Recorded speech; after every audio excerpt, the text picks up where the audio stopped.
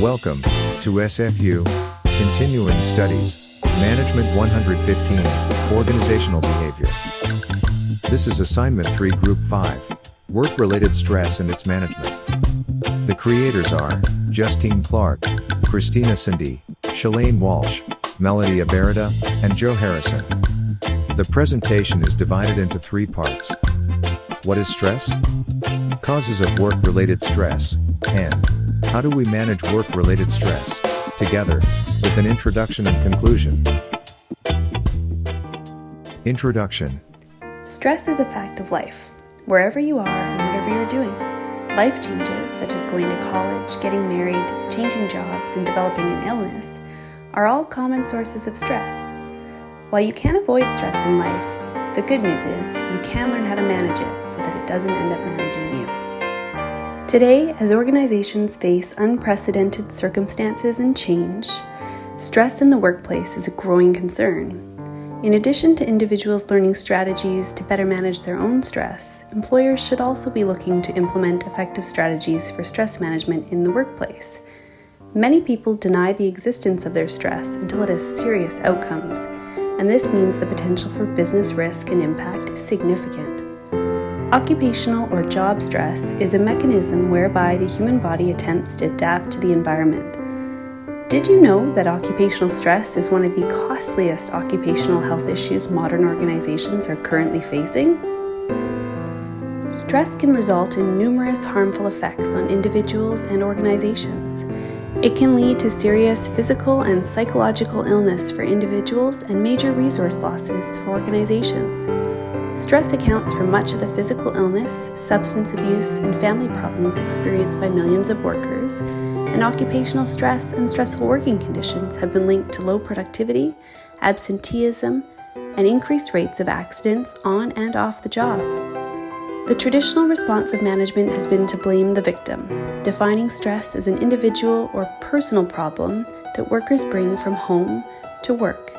In contrast to this approach that blames people for an inability to fit into an inhumane work environment, a more effective approach is to acknowledge the structure of job requirements and social relationships as primary sources of stress.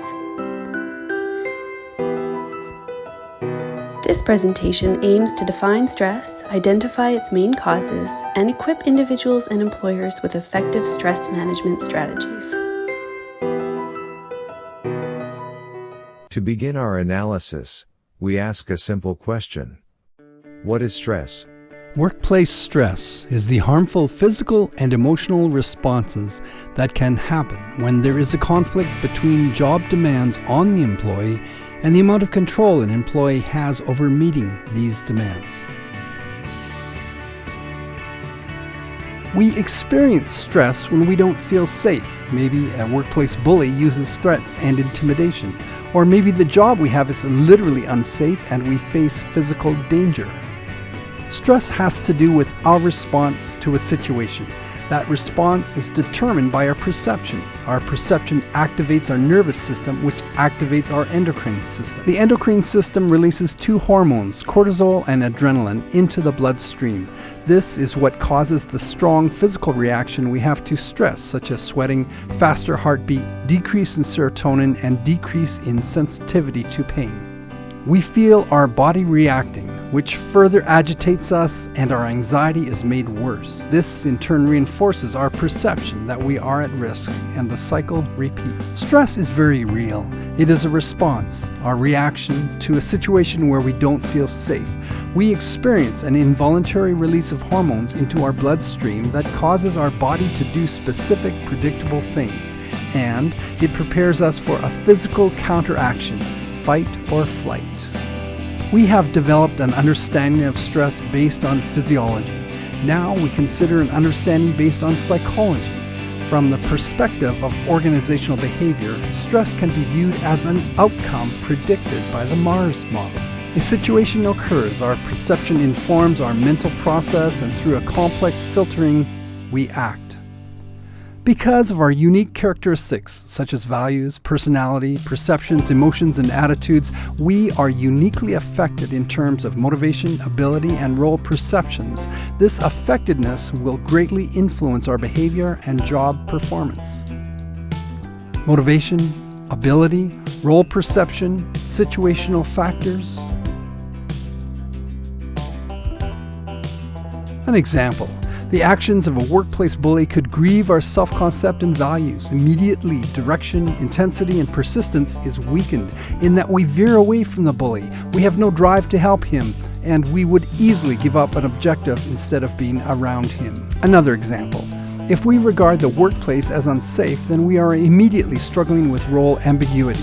Moral fidelity says that if something is unsafe, we need to do something, but workplace task and performance expectations are not always clear. Yeah, we'll get it repaired, but we're not stopping work for it, could be a supervisor's response.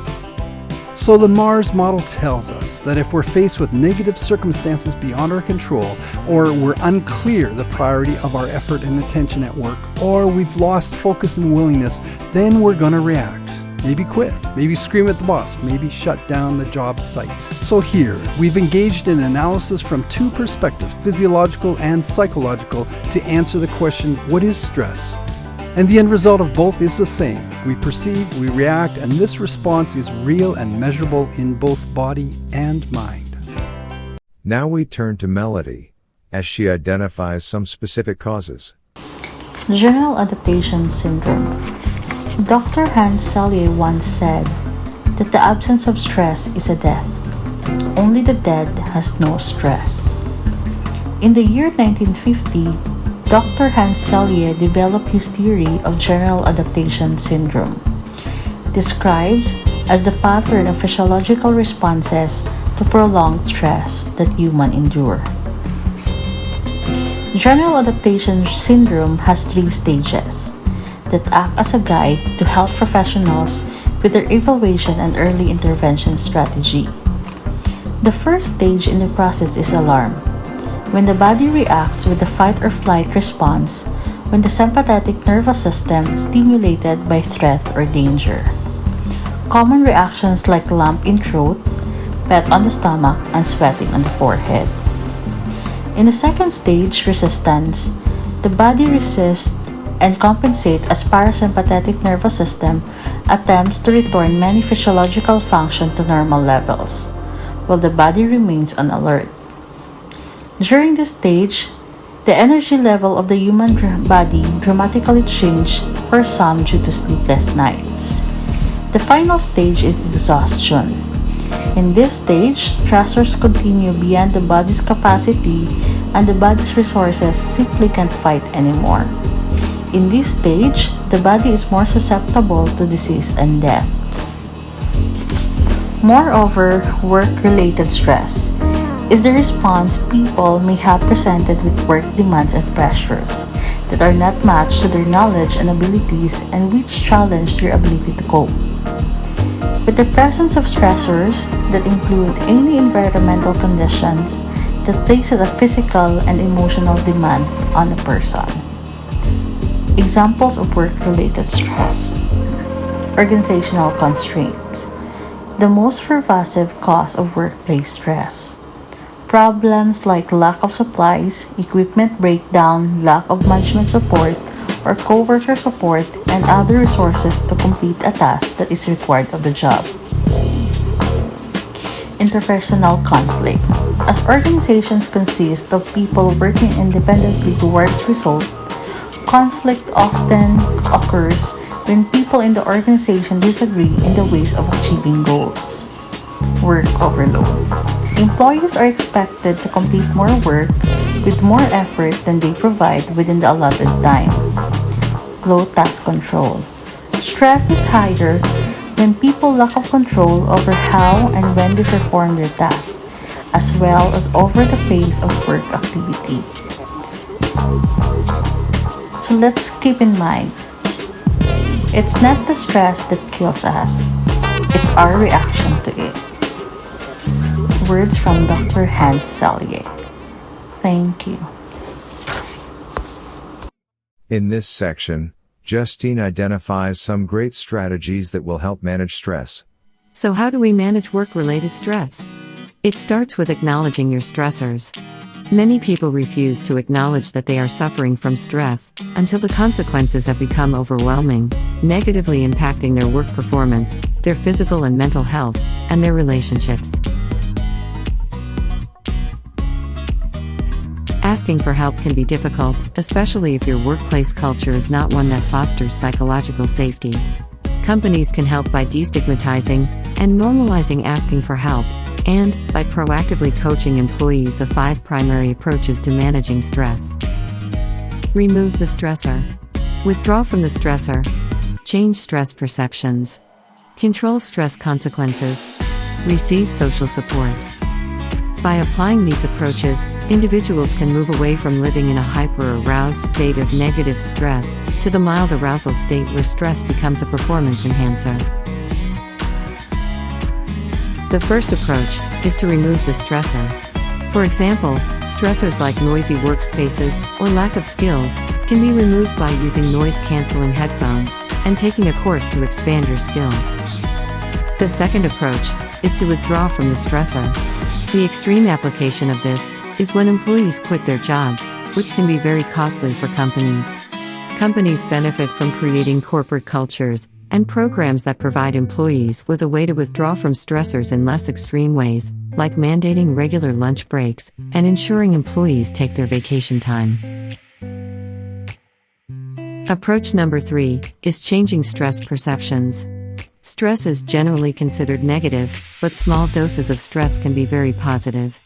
The website, heretohelp.bc.ca, points out in their wellness module that, quote, stress is more likely to result in positive outcomes if you see it as a challenge or something you can strive to overcome. It can help motivate you to work hard. Stress can also lead to positive effects if you respond with healthy behaviors that improve your situation. Companies can help by providing training to improve their employees' self-concept and self-leadership abilities. Employees can learn to focus on their strengths, use positive self-talk, and apply effective prioritization and goal-setting techniques to their work, improving confidence, which in turn reduces stress and anxiety. With approach number 4, controlling stress consequences, individuals engage in health and wellness practices to manage the physical and mental impacts of stress. This is one of the easiest approaches for companies to implement through employee assistance programs, which are offered as part of an overall benefits package and provide confidential counseling and coaching services for employees on a broad range of health and wellness areas. The fifth approach is to receive social support, where individuals look to friends, family, and co-workers to help manage work-related stress. Managers and colleagues can help an individual adopt a new perspective of a stressor or to increase skills to successfully overcome a stressor. Reaching out to others for this type of social support is called the tend and befriend response to stress, as opposed to the fight or flight response. Companies support this approach by developing informal groups, which contribute to corporate cultures that foster positive and proactive workplace stress management practices.